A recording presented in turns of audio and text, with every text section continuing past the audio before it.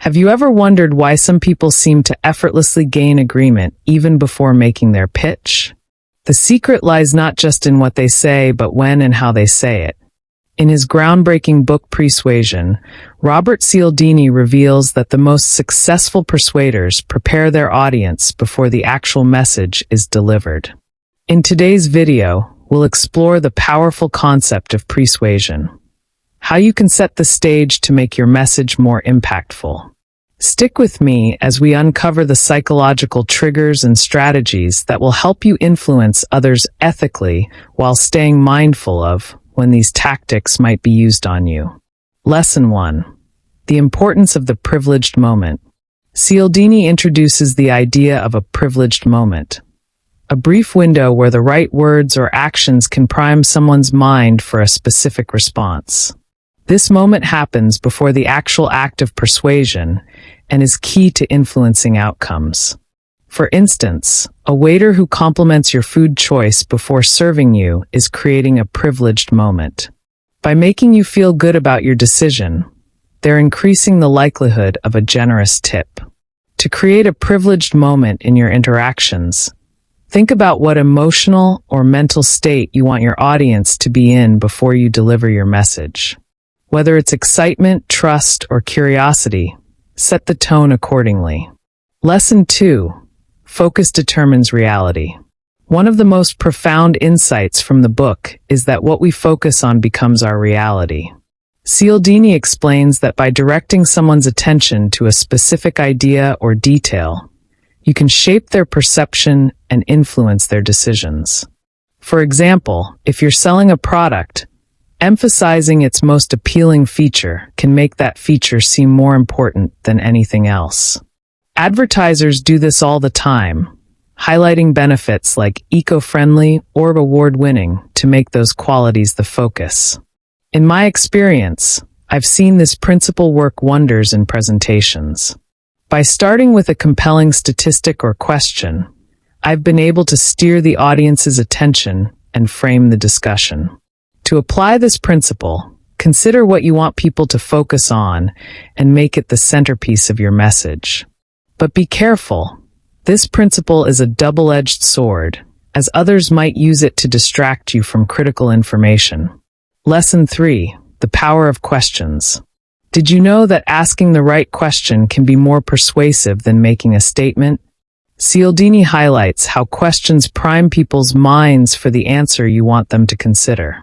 For instance, researchers found that asking people, "Do you consider yourself adventurous?" made them more likely to try a new product. The question subtly reinforces a desired identity and influences behavior. I've used this principle in everyday conversations by asking questions like, "What do you think would make this project stand out?" It not only engages the listener, but also aligns their thinking with the goal I have in mind. To use this strategy, frame your questions to lead the conversation in the direction you want while keeping the interaction collaborative. Lesson 4. The primacy of associations. Cialdini emphasizes that associations, linking an idea, emotion, or image with something else, are a powerful tool for persuasion. When people associate your message with positive or relevant cues, they're more likely to respond favorably. For example, a study found that people were more likely to agree to a survey about life satisfaction when the surveyor stood in front of a flower shop. The pleasant association with flowers subtly influenced their mood and openness. I've seen this principle in action during marketing campaigns. Pairing a product with uplifting music or appealing visuals can make it far more memorable and attractive. To use associations ethically, think about how you can connect your message with positive, relevant cues. And as a consumer, be aware of when these associations might be influencing your decisions. Lesson 5. Setting the right frame. The way information is framed can dramatically change how it's received. Cialdini explains that persuasion involves not just what you say, but how you present it.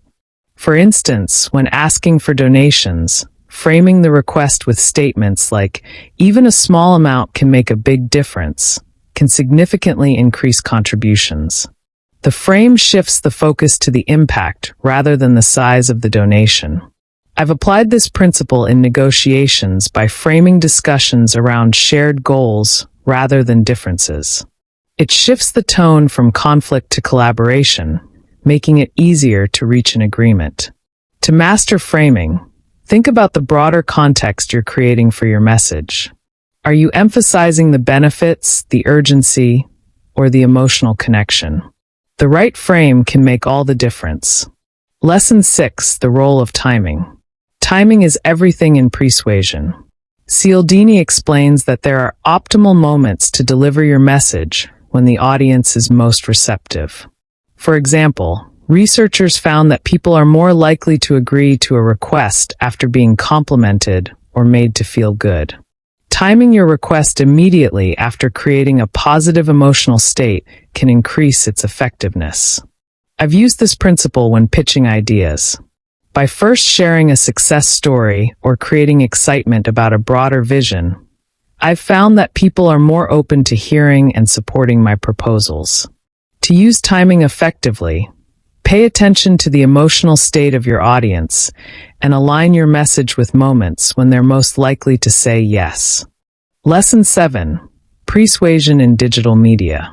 In the digital age, persuasion is more relevant than ever. Cialdini highlights how online platforms use persuasion techniques to capture attention and influence behavior. Think about clickbait headlines. They're designed to create curiosity and prime you to click on the link. Or consider personalized ads that use data to align with your preferences, making you more likely to engage. I've learned to incorporate persuasion into digital content by carefully crafting titles, thumbnails, and introductions that set the stage for the message. These elements create a prelude that hooks the viewer and prepares them for the main content. To use persuasion ethically in digital media, focus on delivering genuine value. And as a consumer, stay mindful of how digital platforms are designed to influence your behavior. Lesson 8: The ethical side of persuasion. One of the key takeaways from persuasion is the importance of using these techniques responsibly. Cialdini emphasizes that while persuasion is powerful, it should be used to create win-win situations, not manipulate or deceive. For example, if you're a leader, you can use persuasion to build trust and inspire your team by focusing on shared values and goals. But exploiting these principles for selfish gain can erode trust and harm relationships. To ensure you're using persuasion ethically, ask yourself, does this benefit both parties? Am I being transparent? Am I respecting the autonomy of the other person? Lesson 9: How to defend against persuasion. While persuasion is a valuable tool, it's equally important to recognize when it's being used on you.